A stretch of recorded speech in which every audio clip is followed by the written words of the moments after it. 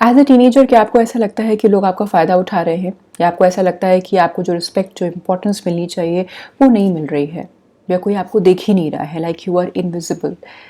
पहली बात, आपको ऐसे लोगों के बीच में नहीं रहना चाहिए जो आपको इम्पोर्टेंस नहीं देते।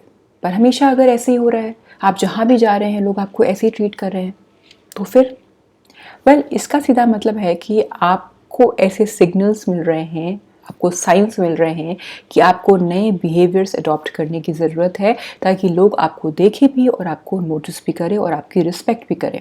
और मुझे लगता है कि आपको ये ज़रूर सीखना चाहिए, क्योंकि अभी आप स्कूल में हो, फिर आप कॉलेज में जाओगे, देन वर्क, और कितने सारे अलग अलग लोगों से मिलना है। और तब ये 6 वेज जो मैं आपको बताने जा रही हूँ आपको बहुत हेल्प करेंगे, ताकि लोग आपकी रिस्पेक्ट करें और आपको नोटिस करें। Hello, my name is Urvashi. इस चैनल पर मैं बात करती हूँ टीनेजर्स की मेंटल हेल्थ के बारे में और उनसे जुड़ी हर छोटी बड़ी बात के बारे में जो उन्हें कॉन्फिडेंट अडल्ट बनने में मदद करती है। सो अगर आप ऐसे टॉपिक्स में इंटरेस्टेड हैं तो मेरे चैनल को सब्सक्राइब करिए और बेल आइकन ज़रूर प्रेस कर देना, ताकि आपको सारे वीडियोज़ की नोटिफिकेशंस पहुँचते रहें। Number 1, let's start with 6 ways. Number 1 है रिस्पेक्ट योर सेल्फ फर्स्ट।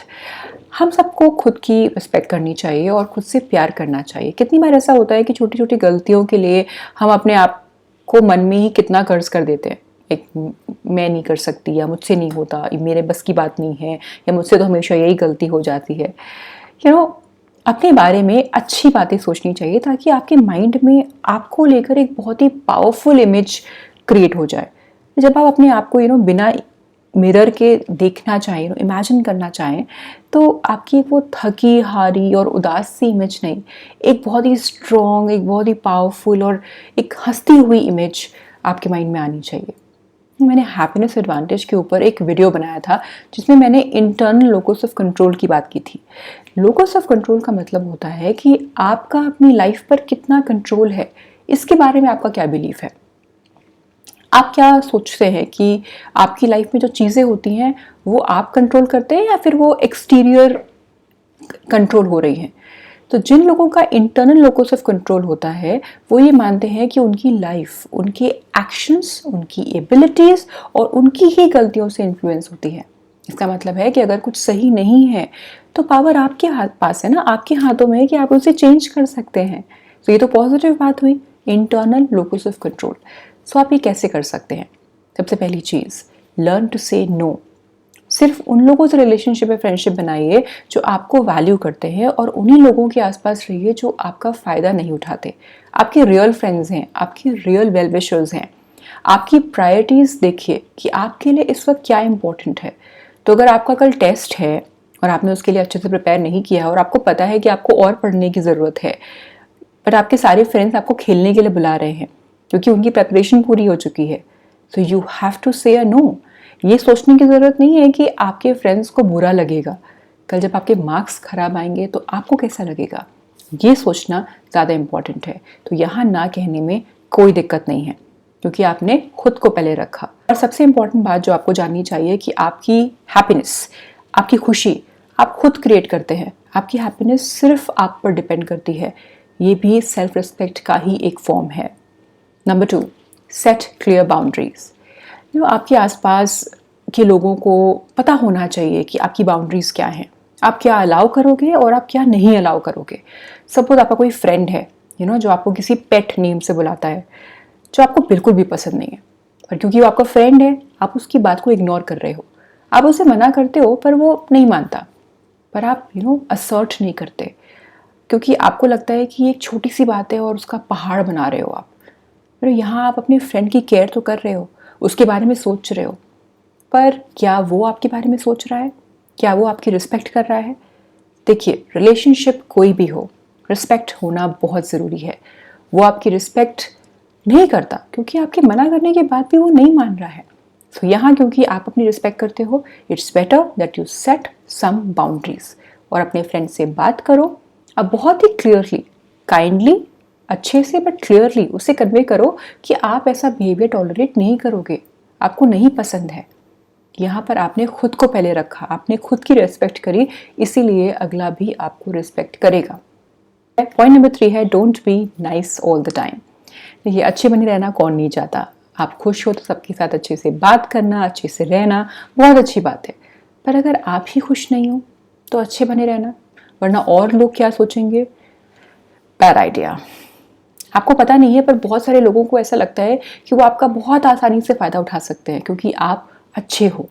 इसका मतलब ये नहीं है कि आप अच्छे ना बनो और सबके साथ बैडली बिहेव करो, पर आपको पता होना चाहिए कि आपका खुद को पहले रखना बहुत ज़रूरी है। You first. अगर कोई आपके साथ गलत कर रहा है तो अच्छे बने रहना आपकी मेंटल हेल्थ के लिए बहुत ख़राब हो सकता है। Number 4, speak up. सी, हम में से बहुत लोग शाय होते हैं, इंट्रोवर्ट होते हैं, बहुत सारे लोगों के बीच में बोलना हमारे लिए ईजी नहीं होता, पर इसका मतलब ये नहीं है कि अगर कोई आपको बीच में इंटरप्ट कर रहा है या कोई आपके साथ गलत कर रहा है तो भी आप चुप रहे। Speak up, clear and loud. कभी कभी अगर आप किसी जगह पर पहली बार जाते हैं, आपको कुछ चाहिए भी होता है ना, तब भी आप बहुत धीरे बोलते हैं, लो वॉइस में बोलते हैं। आपके अंदर जो कॉन्फिडेंस छुपा है ना, उसको बाहर निकालिए और ज़ोर से बोलिए, क्लियरली बोलिए और सामने वाले की आंखों में देख कर बोलिए, ताकि सामने वाला तो आपको कॉन्फिडेंट बंदा माने ही माने, पर आप खुद को एक कॉन्फिडेंट पर्सन की तरह ज़रूर देख पाए।